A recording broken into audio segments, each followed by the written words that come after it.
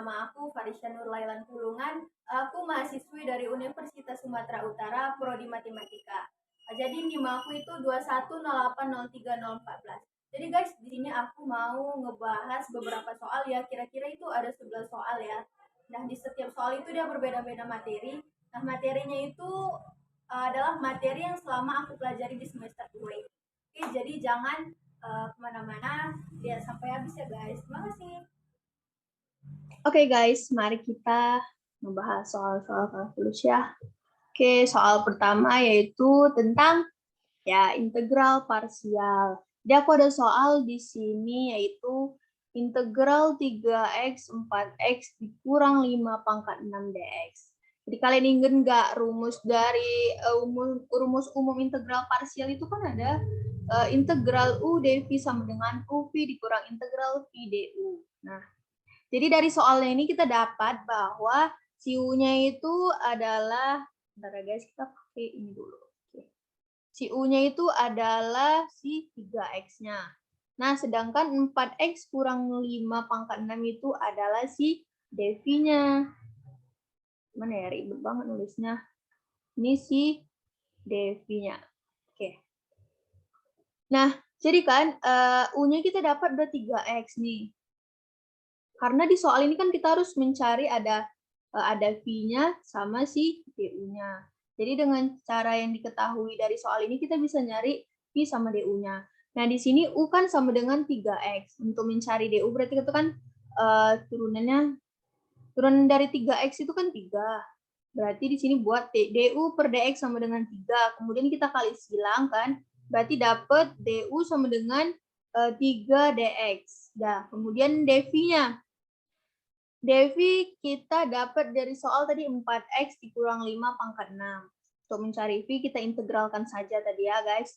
Berarti integral 4x dikurang 5 pangkat 6 dx itu adalah nih 1 per 6 tambah 1. Ini pangkatnya kita tambahkan. 6 tambah 1, 7. Dikali 1 per ini. Koefisien dari si x 4. 1 per 4. Dikali 4x dikurang 5. Nah, tapi ini pangkatnya kita tambahkan 1 berarti 7. Jangan lupa tambah C-nya karena udah kita integralkan. Dan ini kemudian kita kali ini guys. Jadi dapatnya 1 per 28 dikali 4x dikurang 5 pangkat 7. Jadi si V-nya itu ini ya. Si V-nya itu ini. Nah, kemudian kita masuklah ke si rumusnya. Kita tulislah dulu soalnya. Integral 3x 4x kurang 5 pangkat 6 dx sama dengan 3x ini kan U-nya. U-nya 3X, kemudian dv-nya itu kan 1/28 dikali 4X kurang 5 pangkat 7 dikurang, ini kan soalnya ada integral, berarti integral, masukkan V-nya lagi, 1/28 4X kurang 5 pangkat 7. Nah, du-nya tadi berapa? 3 dx. Oke. Ini, sama ini kan bisa kita kalikan, berarti kan 3X per 28. Ini kita tinggal turunkan saja. Kemudian kurang, ini 1/28 ini sama si 3 ini kan bisa kita kalikan, berarti kan dapat 3 per 28. Kemudian kita buat 3 integralnya. Kemudian kita turunkan saja nih 4x kurang 5 pangkat 7. Jangan lupa dx-nya ya. Nah, sama dengan, ini masih tetap kita turunkan saja. Nah, ini turunkan 3 per 28-nya. Ini kita integralkan, berarti kan 1 per 8. 7 tambah 1, makanya 8 kan. 8 dikali ini 1 per 4. Nah, kemudian 4x kurang 5, ini pangkatnya jangan lupa ditambahkan 1, berarti 8 dan ditambahkan C. Nah, ini tetap tuh kita turunkan, kurang, terus ini kita kalikan ini. Kita kalikan 3 ini. 3 per 28 dikali 1 per 8 dikali 1 per 4 itu hasilnya 3 per 896. Nah, kemudian ini tinggal kita turunkan saja. Jadi guys, dapat dari integral 3x 4x kurang 5 pangkat 6 dx itu adalah 3x per 28 kali 4x kurang 5 pangkat 7 dikurang 3 per 896 4x kurang 5 pangkat 8 ditambah C. Oke, soal selanjutnya yaitu adalah tentang integral trigonometri. Nah, di sini ada soal yaitu integral cos pangkat 3x dx. Nah, pertama kita jabarkan dulu ya ini cos pangkat 3x-nya biar enak untuk mengerjakannya. Nah, kalau misalnya aku buat cos kuadrat x dikali cos x itu sebenarnya itu sama aja kan dengan cos pangkat 3x kan. Nah, jadi sama. Nah, kemudian selanjutnya kalian ingat nggak sih bukan rumus sih, identitas trigonometri yang ini. Nah, kalaulah misalnya kita mau cari cos, berarti kan kalau misalnya cos, sorry ya guys, jelek banget, cos X itu kan sama dengan 1 dikurang, kenapa minus? Karena kalau misalnya sin kuadrat X ini kita pindahkan ke sini, dia bakalan jadi negatif. Sin, sorry jelek ya guys, 2X. Nah, jadi bolehlah kita ganti si cos kuadrat X ini dengan si 1 kurang sin kuadrat X. Berarti integral 1 dikurang sin kuadrat X dikali cos X dx. Nah, kita menggunakan permisalan ini ya guys. Jadi U itu kita misalkan itu sama dengan sin X. Berarti kalau kita mau cari DU-nya itu kan sin X-nya kita turunin. Berarti kan sin X itu turunannya kan cos X. Berarti DU per dx sama dengan cos X. Nah, untuk mencari DU kan kita kalikan silang, berarti DU sama dengan cos X kali DX. Nah, kemudian kalau misalnya aku buat DX sama dengan DU per cos X itu nggak ada salah kan guys? Karena ini kalau dikali silang pun dia bakalan kayak gitu dapat. Dah, ingat, lihat lagi tadi ke yang pertama. Ini, kita buat integral. Kurung 1 dikurang. Kenapa ini U kuadrat? Karena tadi kita udah gunakan permisalan. Nah, di sini karena soalnya dia sin kuadrat X, berarti otomatis U kuadrat. Gitu ya, guys. Ini salah, guys, sebenarnya. Ini X-nya udah nggak ada lagi. Nah, ini juga nggak ada. Nah, berarti kan integral 1 dikurang U kuadrat cos X. Nah, ini seharusnya kan DX. Tadi karena sebelumnya udah aku buat kalau dx itu adalah du per cos x biar enak dalam pengerjaan soalnya guys. Berarti kan kalau ini kok udah gini kan ini bisa kita matikan saja, kita coret. Berarti dapatnya itu integral 1 dikurang u kuadrat du. Nah, kemudian kita kalikan jadi sama dengan integral du sama dengan integral u kuadrat du. Nah, turunan si integral si du itu kan u tadi kan. Terus kemudian kita kurangin.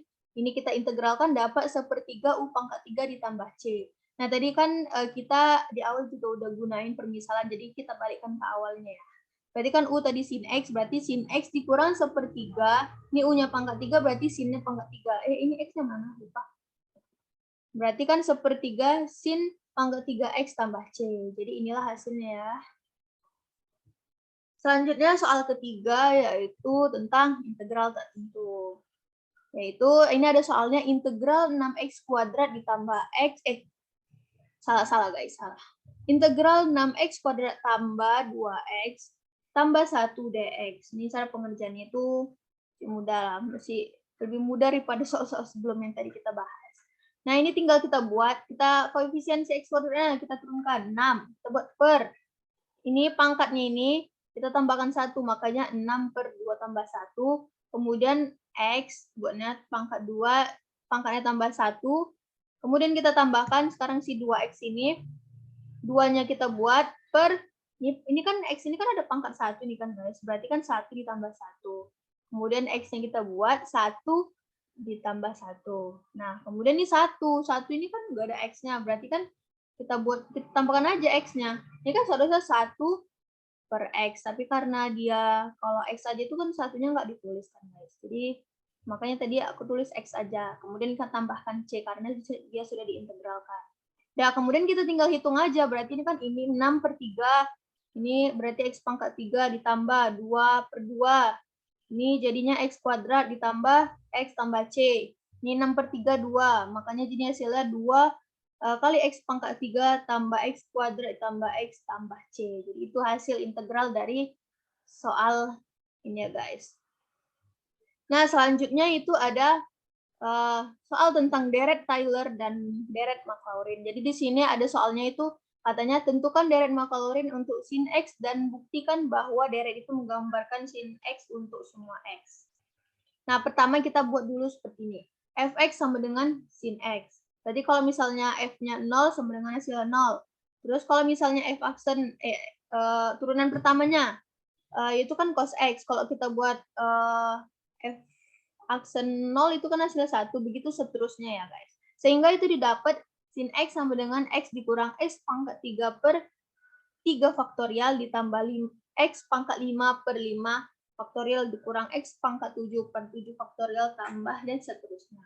Jadi uraian deret itu akan berlaku untuk semua X asal dapat dibuktikan bahwa limit N menuju tak hingga Rn X sama dengan limit N menuju tak hingga dari F pangkat N tambah 1 dikali C per N tambah 1 faktorial dikali X pangkat N tambah 1 sama dengan 0. Sekarang dapat nih beri tanda mutlak ya guys. F pangkat N tambah 1 kali X sama dengan mutlak cos X atau mutlak Fn pangkat 1 kali X sama dengan mutlak sin X. Sehingga mutlak Rn X lebih kecil sama dengan mutlak X pangkat N tambah 1 per N tambah 1 faktorial. Tetapi limit N menuju tak hingga dari X pangkat N per N faktorial sama dengan 0 untuk semua X karena X pangkat N per N faktorial itu merupakan deret konvergen suku ke N. Akibatnya kita lihat bahwa limit N menuju tak hingga Rn X sama dengan 0. Itu ya guys. Nah, selanjutnya itu tentang soal limit dan kekontinuan. Kalian ingat nggak bahwa syarat untuk dia kontinu itu ada 3. Yang pertama itu FA-nya itu harus ada.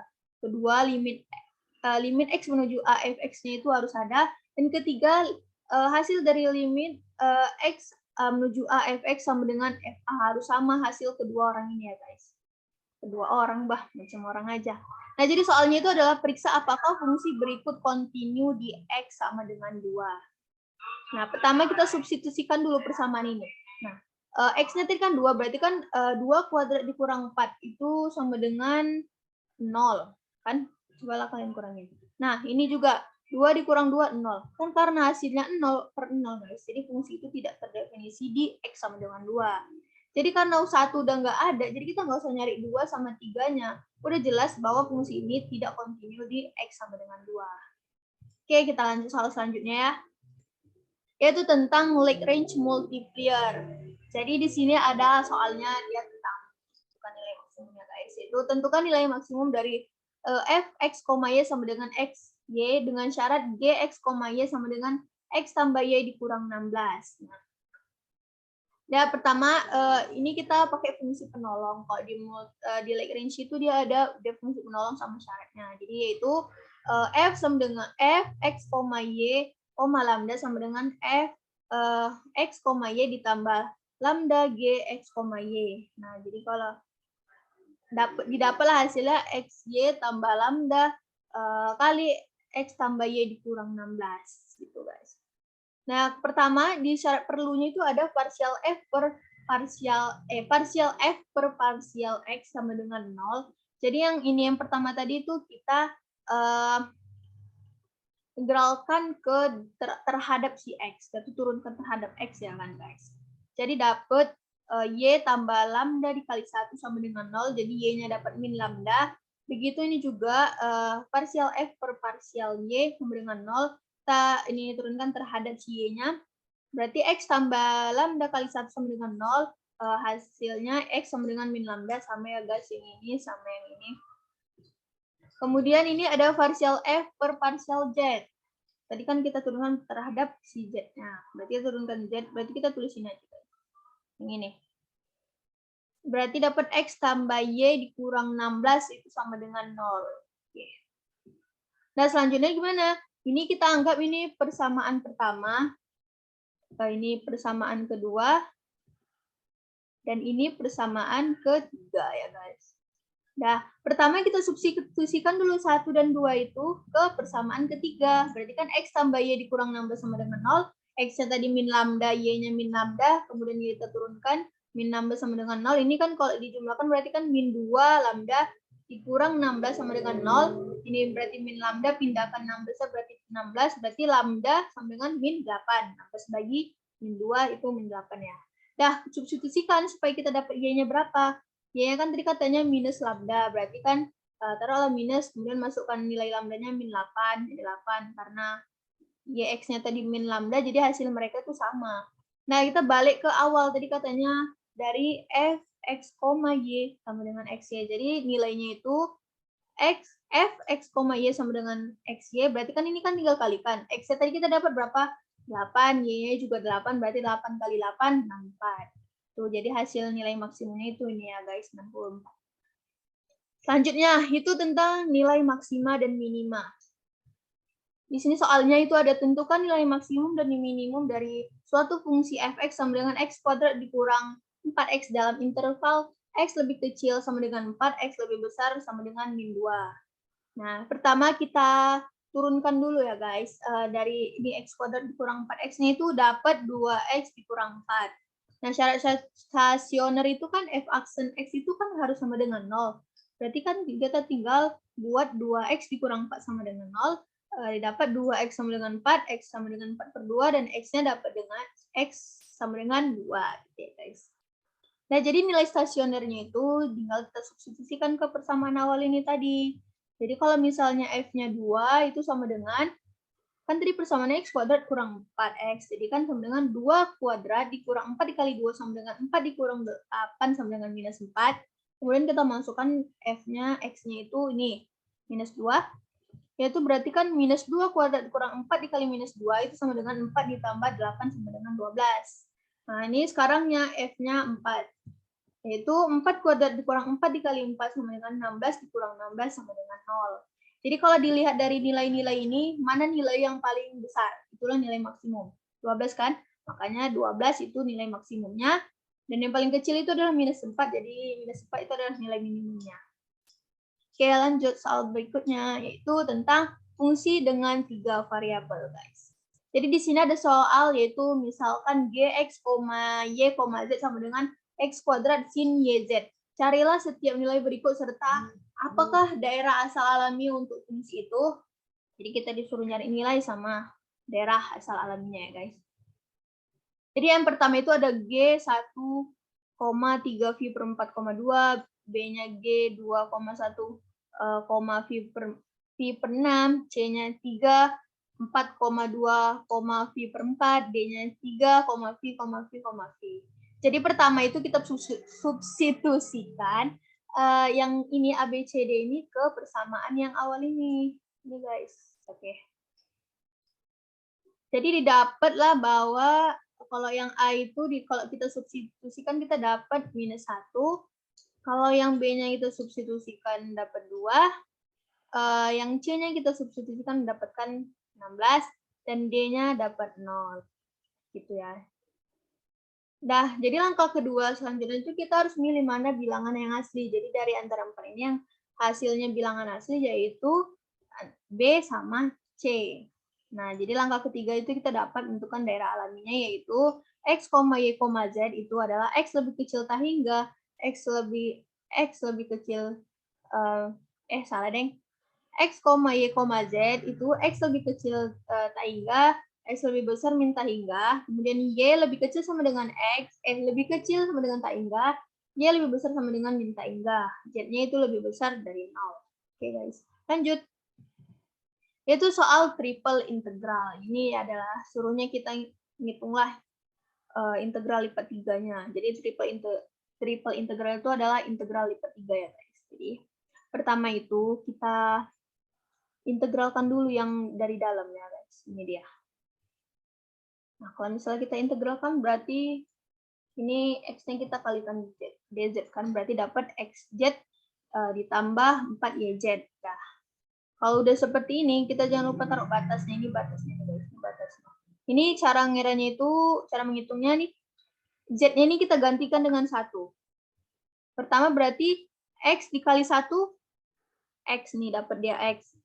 Nah, ditambah, nih tambah, lanjut 4y dikali 1, 4y. Nah, kemudian kita kurangkan, ini kita kalikan dia dengan si 0. Tadi kan 1 udah, sekarang si 0. Berarti kan hasilnya 0 tambah 0 kan guys. Jadi kan ini nggak usah dikira. Nah, berarti kan x tambah 4y kita dapatnya. Dan selanjutnya kita integralkan yang si fungsi tadi itu ke yang si dy. Ini dia. Dapatlah kita, ini kan x-nya kita akan kalikan dengan y karena kita kan mencari integral si dy tadi kan.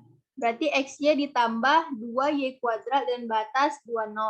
Ini sama caranya seperti yang awal tadi. Kita kalikan dia dengan 2, kemudian kita kurangkan kurangkan, kemudian ini kita kalikan dengan 0. Jadi dapatnya itu 2x tambah 3 dikurang 0 kurang 0, ini sama aja mati, nggak ada nilainya. Udah gitu, ini sama. Sekarang kita integralkan si ini. Jadi kan tinggal integral 2x tambah 8dx dari 0 sampai 3. Nah, ini berarti kita kalikan dengan x dulu. 2x dikali ini jadinya dapat x kuadrat ditambah 8x itu jadinya guys, kok jadi bingung pula saya. Jadinya kan x kuadrat tambah 8x dengan batas 30. Ini kita kalikan, berarti kan kalikan 3 dulu, x kuadrat, x-nya kita ganti 3, berarti kan 3 kuadrat sama dengan 9, kemudian tambah 8 kali 3, 24, kemudian kita kurangkan, ini x kuadrat, x-nya kita ganti 0, 0 kuadrat 0, kemudian ini 8 dikali 0 sama dengan 0, berarti kan tinggal ini saja kan guys. 9 tambah 24 itu adalah 33, jadi hasil dari integral ketiga tersebut itu adalah 33. Tapi juga ya guys, minum dulu ya. Haus ternyata. Selanjutnya itu adalah derivatif parsial. Jadi soalnya itu tentukan derivatif parsial fungsi f terhadap y jika f x, y sama dengan x kuadrat tambah 2y. Yaitu gimana cara ngerjainnya? Gini ya. F y x, y sama dengan limit delta y menuju 0 dari f x, y tambah delta y dikurang f x, y per delta y. Selanjutnya limit delta y menuju 0 dari x kuadrat tambah 2y tambah delta y dikurang x kuadrat tambah 2y per delta y. Jadi dari ini kita dapat bahwa limit delta y menuju 0 itu sama dengan 2. Jadi limit dari ini itu adalah 2. Jadi dari derivatif parsial dari fungsi ini kita dapat bahwa hasilnya adalah 2. Selanjutnya itu adalah tentang conisection dalam kalkulus. Ini soal terakhir ya guys. Nah, jadi soalnya itu adalah tentukan titik pusat, titik fokus, dan titik puncak hiperbola dengan persamaan y kuadrat kurang 2x kuadrat sama dengan 8.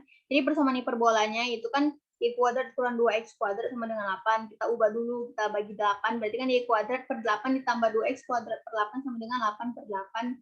Itu kan akan menjadi y kuadrat per 8 ditambah x kuadrat per 4 sama dengan 1.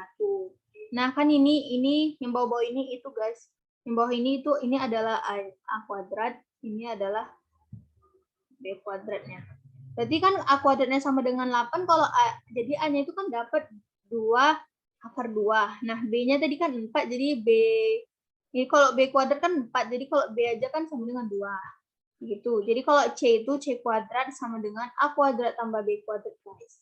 Jadi kan c kuadrat sama dengan a kuadrat tadi berapa? 8 ditambah 4 berarti. Jadi C-nya dapat 2 akar 3.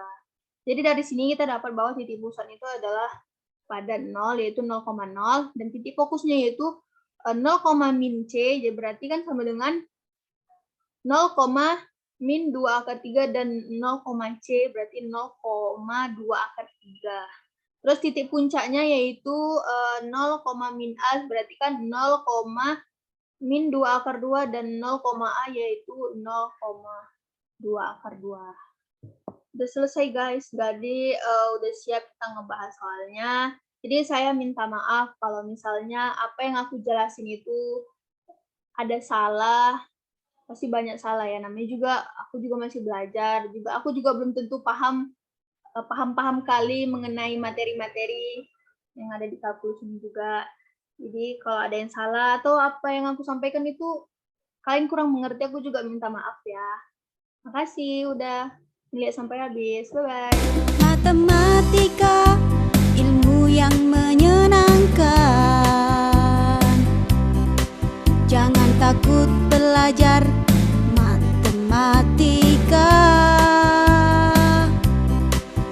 Ayo belajar matematika dengan bahagia. Kalau kamu berlatih, pasti bisa.